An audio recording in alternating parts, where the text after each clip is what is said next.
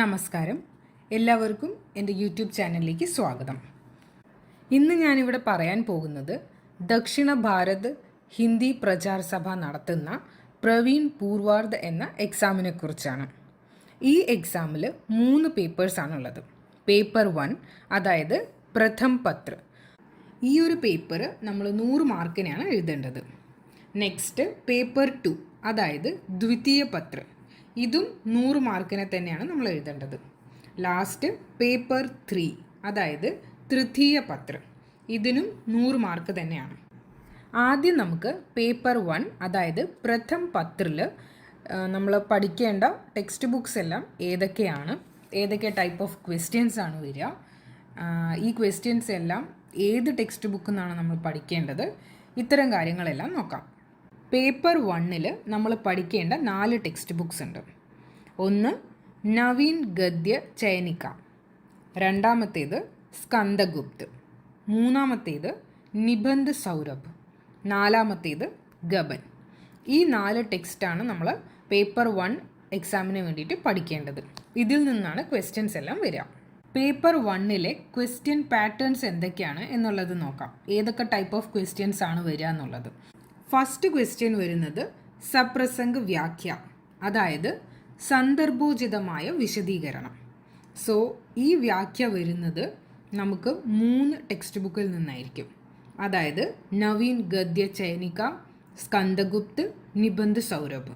ഈ 3 ടെക്സ്റ്റ് ബുക്കും നന്നായി പഠിച്ചാൽ മാത്രമാണ് നമ്മൾക്ക് ഈ ഫസ്റ്റ് വരുന്ന ക്വസ്റ്റ്യൻ അതായത് സപ്രസംഗ വ്യാഖ്യ എഴുതാൻ പറ്റുകയുള്ളൂ.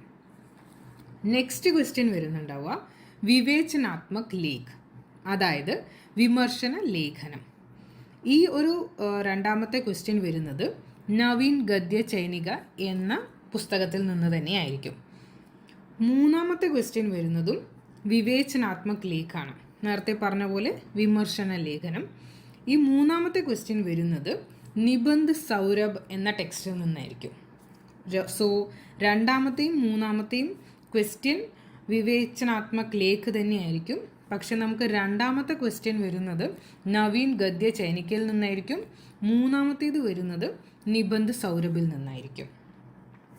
നാലാമത്തെ ക്വസ്റ്റ്യൻ ചരിത്ര ചിത്രൻ, അതായത് ക്യാരക്ടർ സ്കെച്ച്. അവരൊരു ക്യാരക്ടർ തരും, നമുക്ക് അതിനെക്കുറിച്ച് ഡീറ്റെയിൽ ആയിട്ട് പറയണം. അദ്ദേഹം എന്താണ്, ആരാണ്, എന്തായിരുന്നു ചെയ്തിരുന്നത്, അങ്ങനെ ആ ക്യാരക്ടറിൻ്റെ ഡീറ്റെയിൽസ് ആണ് പറയേണ്ടത്. സോ ഈ നാലാമത്തെ ക്വസ്റ്റ്യന് വേണ്ടിയിട്ട് നമ്മൾ പഠിക്കേണ്ട ടെക്സ്റ്റ് ബുക്ക് സ്കന്ദഗുപ്താണ്. ഈ ടെക്സ്റ്റ് ബുക്കിൽ നിന്ന് മാത്രമായിരിക്കും നാലാമത്തെ ക്വസ്റ്റ്യൻ വരുന്നുണ്ടാവുക. അതായത് ഈ സ്കന്ദഗുപ്തിൽ പറഞ്ഞിട്ടുള്ള ഏതെങ്കിലും ഒരു ക്യാരക്ടർ ആയിരിക്കും, 1-2 ക്യാരക്ടർ ആയിരിക്കും വരിക. അഞ്ചാമത്തേതും ചരിത്ര ചിത്രം തന്നെയാണ്, പക്ഷെ നമുക്ക് അതിന് പഠിക്കാനുള്ളത് ഗബൻ എന്ന ടെക്സ്റ്റ് ബുക്കാണ്. സോ നാലാമത്തേതും അഞ്ചാമത്തേതും ക്വസ്റ്റ്യൻ സെയിം ആയിരിക്കും, അതായത് ക്വസ്റ്റ്യൻ്റെ പേര് സെയിം ആയിരിക്കും, ചരിത്ര ചിത്രം തന്നെയാണ്.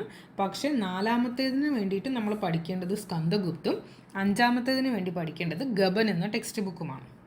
ലാസ്റ്റ് വരുന്നത് ടിപ്പണിയാം എന്നായിരിക്കും. ടിപ്പണിയാം പറഞ്ഞു കഴിഞ്ഞാൽ നോട്ട്സ്, അതായത് അവരൊരു ടോപ്പിക്ക് തരും, ആ ടോപ്പിക്കിനെ കുറിച്ചുള്ള നമുക്ക് അറിയാവുന്ന എല്ലാ ഇൻഫോർമേഷൻസും എഴുതണം. സോ അതിനു വേണ്ടി നമ്മൾ പഠിക്കേണ്ട 4 ടെക്സ്റ്റ് ബുക്സ് ഉണ്ട്. നവീൻ ഗദ്യ ചൈനിക, നിബന്ധ് സൗരഭ്, സ്കന്ദഗുപ്ത്, ഗബൻ. ഈ 4 ടെക്സ്റ്റ് ബുക്കിൽ നിന്നായിട്ട് അവർ കുറച്ച് ടോപ്പിക്സ് തരും. ആ ടോപ്പിക്സിനെ കുറിച്ച് നമ്മൾ എന്ത് ചെയ്യണം, ഡീറ്റെയിൽ ആയിട്ട് എഴുതണം. സോ ഇങ്ങനെയാണ് ക്വസ്റ്റ്യൻ്റെ ഒരു പാറ്റേൺ. ഈ പാറ്റേൺ അനുസരിച്ച് പഠിക്കുകയാണെങ്കിൽ കുറച്ചും കൂടി എളുപ്പമായിരിക്കും.